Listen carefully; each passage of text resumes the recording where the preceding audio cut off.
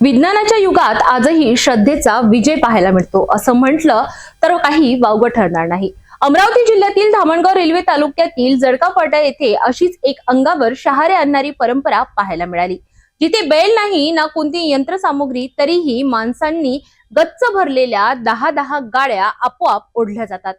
काय आहे हे गुण आणि कशी साजरी झाली ही परंपरा पाहूया।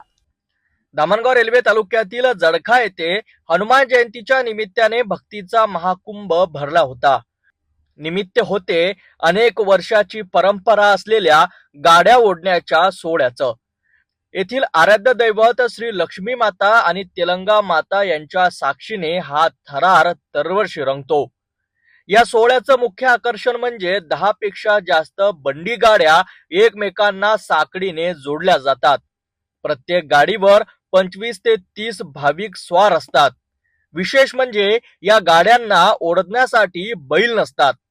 गावकऱ्यांच्या श्रद्धेनुसार भगत श्री पंडित दामाजी कंगाले यांच्या अंगात देवीचा संचार होतो आणि त्यांच्या केवळ स्पर्शाने किंवा उपस्थितीने या जडजंजाळ गाड्या पुढे सरकू लागतात।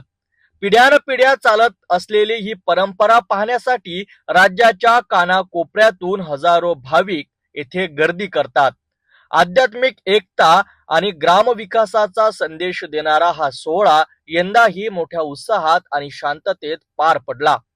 श्रद्धा जिथे असते तिथे तर्कांची गरज उरत नाही असं म्हणतात। जळका फाटाचे इथे हा सोहळा केवळ एक परंपरा नसून ते गावकऱ्यांच्या विश्वासाचा आणि एकतेचा हुंकार आहे। महाप्रसादाने या उत्सवाची सांगता झाली असली तरी या चमत्कारिकाची चर्चा आता संपूर्ण परिसरात रंगली आहे।